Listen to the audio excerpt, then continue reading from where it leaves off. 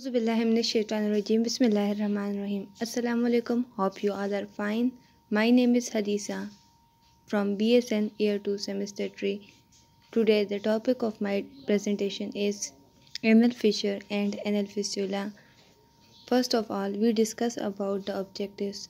At the end of this presentation, learner will be able to define anal fissure, discuss the type of anal fissure, discuss the pathophysiology of anal fissure, discuss the causes of anal fissure, enlist the causes of anal fissure, enlist the sign and symptom of anal fissure, discuss the prevention and treatment of anal fissure, identify the nursing diagnosis and intervention for anal fissure. Define anal fistula, discuss the type of anal fistula, discuss the pathophysiology of anal fistula, discuss the causes of anal fistula, enlist the sign and symptom of anal fistula, discuss the prevention and treatment of anal fistula, identify the nursing diagnosis and intervention for anal fistula. Anal canal. Anal canal. We know that anal canal is the last part of the lower GI tract which lies between the anal verge in the perineum below and the rectum above. The length of the anal canal is 3.8 to 4.0 cm. Anal fissure. अब anal fissure होता क्या है? Anal fissure में जो Fisher होता है, Fisher का मतलब होता है कट. स्किन पर जहाँ भी कट होगा तो उसका मतलब होगा ये फिशर है. अब हम क्योंकि एनल फिशर के बारे में पढ़ रहे हैं तो एनल फिशर, एनल रीजन पे जब कट होगा तो उसे हम कहेंगे एनल फिशर. डेफिनेशन की तरफ आते हैं. An anal fissure is a small cut or tear in the skin or moist tissue mucosa lining the opening of the anus mostly in the posterior back mid line of the anus.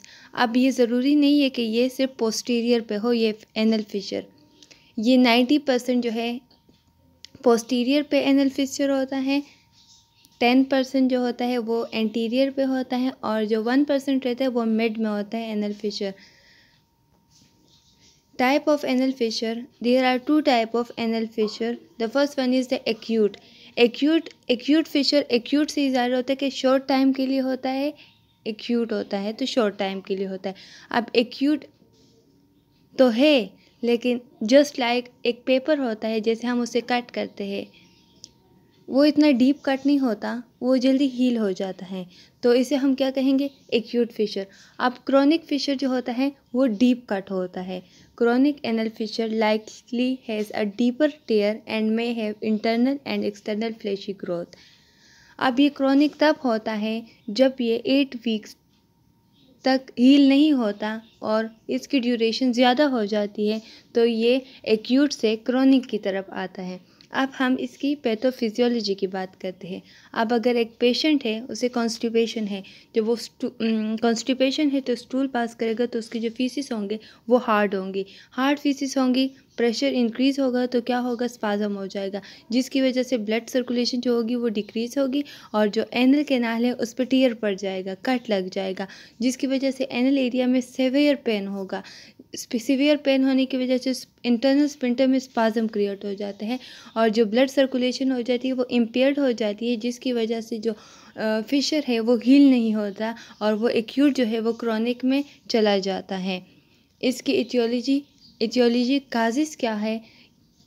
Passing large और hard stool.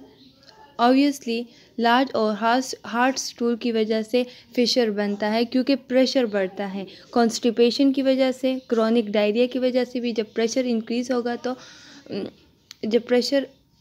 होगा तो anal canal पे tier पड़ जाएगा. Anal intercourse की वजह से, child birth की वजह से, during pregnancy, after pregnancy. Less common cause of the anal fissure include Crohn disease और any other inflammatory bowel disease. Crohn disease के काज यही है कि उसे डायरिया होता है, वेट लॉस होता है. जब डायरिया होता है तो वो उसे प्रेशर पड़ता है एनल एरिया पे और जब एनल एरिया पे प्रेशर पड़ता है तो कट हो जाता है, एनल कैनाल पे कट पड़ जाता है. अब एनल कैंसर की वजह से भी एनल फिशर होता है. HIV, tuberculosis, syphilis, they all are the sexually transmitted disease. Sign and symptom है इसके pain sometime severe during bowel movement. अब पेन होगा जब वो बाउल मूवमेंट करेगा तो उससे पेन होगा। उसके बाद क्या होगा, जब वो बाउल मूवमेंट कर लेगा तो उसके बाद भी 1 घंटा उसे पेन होगा।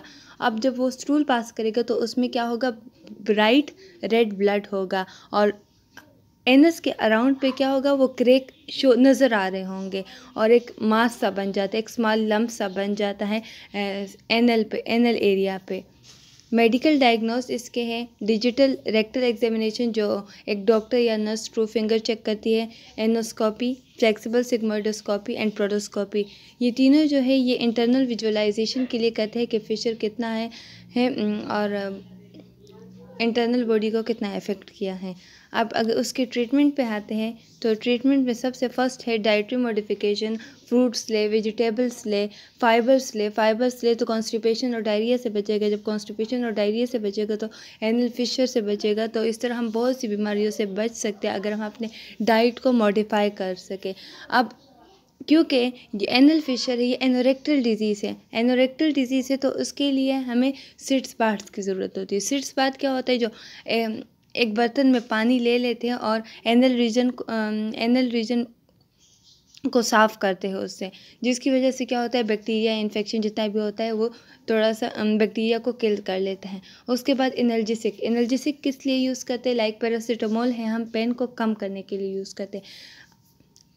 अब लिग्नोकेन है, 2% हम लोकल एनेस्थेटिक देते हैं, ऑइंटमेंट होती है ताकि जो फिशर जो है उसका जो पेन है वो थोड़ा सा कम हो सके। नाइट्रोग्लाइसिन देते हैं ताकि ब्लड वेसल की जो सर्कुलेशन है वो थोड़ी सी इंक्रीज़ हो जाए। बटक्स इंजेक्शन बोट्यूलियम टॉक्सिन देते हैं इंटरनल एनल स्फिंक्टर में ताकि मसल जो होगा वो रिलैक्स हो जाए। इसके बाद हमारा भाई सर्जिकल मैनेजमेंट। इसमें एक जब मेडिकल ट्रीटमेंट से ठीक नहीं होता तो ऑब्वियसली हम सर्जरी की तरफ जाएंगे और सर्जरी में जो होगा वो इंटरनल स्फिंक्टरोटोमी है। उसके बाद प्रिवेंशन की तरफ चलते हैं तो प्रिवेंशन में है अवॉइड स्ट्रेनिंग व्हेन डिफिकेटिंग। ऑब्वियसली जब तुम लोग अवॉइड करोगे स्ट्रेन तो ही एनल फिशर से बचा जा सकते हैं। प्रोमोट ट्रीटमेंट ऑफ डायरिया में रिड्यूस एनल स्ट्रेन। आप अगर डायरिया को ट्रीट करोगे तो फिर एनल स्ट्रेन से बच सकते हो। Careful anal hygiene after defecation. Anal hygiene इसलिए ज़रूरी है ताकि बैक्टीरिया और जर्म्स से बच सके। अगर बैक्टीरिया और जर्म्स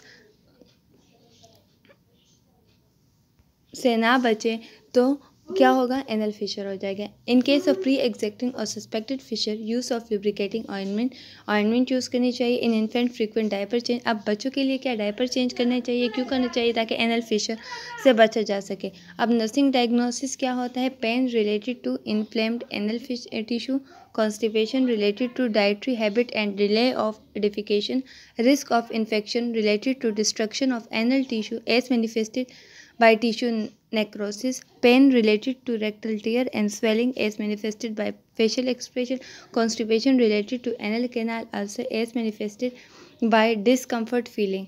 अब नर्सिंग इंटरवेंशन की तरफ जाते हैं तो नर्सिंग इंटरवेंशन इसकी यही हो सकती है कि provide high fibre diets, fruits दे, वेजिटेबल दे, हाई फाइबर्स दे ताकि एनल फिशर से बचा जा सके। इनकरेज फ्लूइड इंटेक, जितना फ्लूइड ज़्यादा करेंगे उतना ही वो बीमारियों से बच सकता है। सिट्स बात देंगे।